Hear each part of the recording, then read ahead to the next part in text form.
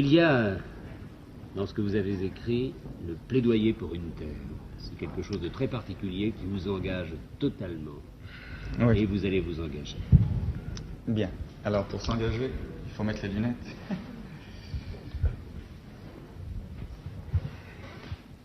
Il y a des choses qu'on ne peut pas dire en vers.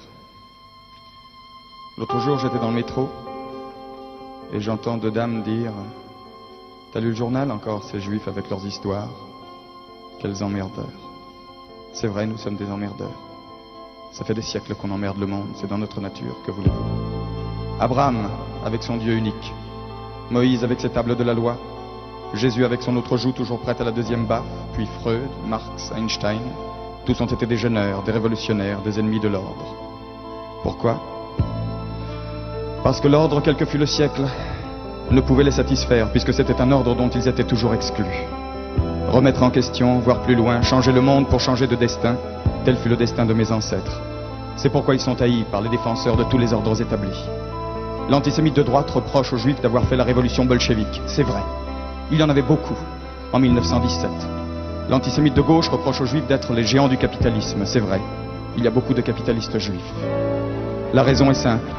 La culture, la religion, l'idée révolutionnaire d'un côté, les portefeuilles et les banques de l'autre, sont les seules valeurs transportables, les seules patries possibles pour ceux qui n'ont pas de patrie. Et maintenant, aujourd'hui qu'il en existe une, l'antisémitisme renaît de ses cendres, pardon, de nos cendres, et s'appelle antisionisme. Il s'applique aux individus, il s'applique à une nation. Israël est devenu un ghetto, Jérusalem c'est Varsovie. Les nazis qui nous assiègent parlent arabe, et si leur croissance se déguise parfois en faucille, c'est pour mieux piéger les gauches du monde entier. Moi qui suis un juif de gauche, je n'en ai rien à faire d'une certaine gauche qui veut libérer tous les hommes aux dépens de certains d'entre eux. Car je suis précisément de ceux-là, d'accord pour la lutte des classes, mais aussi pour le combat et le droit à la différence. Si elle veut me compter parmi les siens, la gauche ne peut pas faire l'économie de mon problème. Et mon problème est simple. Mon problème est que depuis les déportations romaines du 1er siècle après Jésus-Christ, nous avons été partout honnis, bannis, écrasés, spoliés, chassés, traqués et convertis de force. Pourquoi? Parce que notre religion, notre culture était dangereuse. C'était un exemple de démocratie. Vous voulez quelques exemples? Le judaïsme a été le premier à créer le Shabbat, c'est-à-dire le jour de repos hebdomadaire obligatoire. Vous imaginez la joie des pharaons toujours en retard d'une pyramide. Le judaïsme interdit l'esclavage. Vous imaginez la sympathie des Romains, les plus importants grossistes de main-d'œuvre gratuite de l'Antiquité. Il est dit dans la Bible, la terre n'appartient pas à l'homme mais à Dieu.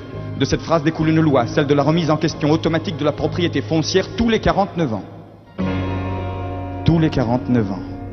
Vous voyez l'effet d'une loi pareille sur les papes du Moyen-Âge et les bâtisseurs d'empire de la Renaissance. Il ne fallait pas que les peuples sachent. On commença par interdire la Bible, et puis ce fut la médisance. Les murs de la calomnie qui devinrent les murs des ghettos, puis l'Inquisition, les bûchers, et plus tard les étoiles jaunes. Auschwitz n'est qu'un exemple industriel de génocide, mais il y a eu des génocides artisanaux par milliers. J'en aurais pour 3 jours, je vous le jure, rien qu'à nommer tous les pogroms d'Espagne, de Russie, de Pologne et d'Afrique du Nord. À force de fuir, de bouger, le juif est allé partout. On extrapole et voilà. Il n'est de nulle part. Nous sommes au rendez-vous, monsieur Chancel. Je suis effectivement de nulle part. Nous sommes parmi les peuples comme l'enfant à l'assistance publique. Je ne veux plus être adopté. Je ne veux plus que ma vie dépende de l'humeur de mes propriétaires. Je ne veux plus être un citoyen locataire. J'en ai assez de frapper aux portes de l'histoire et d'attendre qu'on me dise entrer.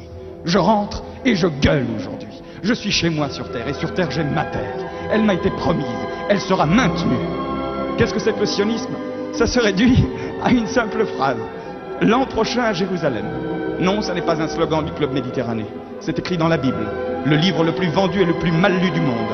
Et cette prière est devenue un cri. Un cri qui a aujourd'hui plus de 2000 ans. Et le père de Christophe Colomb, celui de Kafka, celui de Proust, celui de Chagall, celui de Marx, d'Einstein et même de monsieur Kissinger l'ont répété ce cri au moins une fois par an le jour de Pâques. Alors le sionisme c'est du racisme?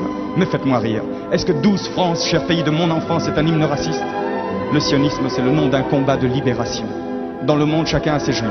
Les Français ont les leurs, ce sont les Bretons, les Occitans, les travailleurs immigrés. Les Italiens ont les Siciliens, les Yankees ont leurs Noirs, les Espagnols ont leurs Basques. Nous, on a une prérogative. Nous sommes les Juifs de tous. À ceux qui me disent, et les Palestiniens? Je réponds, je suis un Palestinien d'il y a 2000 ans. Je suis l'opprimé le plus vieux du monde. opprimés quelquefois et souvent même supprimés. Je discuterai donc avec eux, mais je ne leur céderai pas ma place. Il y a là-bas de la place pour 2 peuples et pour 2 pays, pour 2 nations. Les frontières seront à discuter ensemble, mais l'existence d'un pays ne peut en aucun cas exclure l'existence d'un autre. Et les options politiques d'un gouvernement n'ont jamais mis en cause l'existence d'une nation. Alors pourquoi Israël? Quand Israël sera hors de danger, je choisirai parmi les Juifs et mes voisins arabes ceux qui me sont frères par les idées. Aujourd'hui, je me dois d'être solidaire avec tous les miens, même ceux que je déteste, au nom d'un ennemi insurmontable, le racisme. Descartes avait tort. Je pense donc je suis. Ça ne veut rien dire. Nous, ça fait 5000 ans qu'on pense, et nous n'existons toujours pas. Je me défends, donc je suis.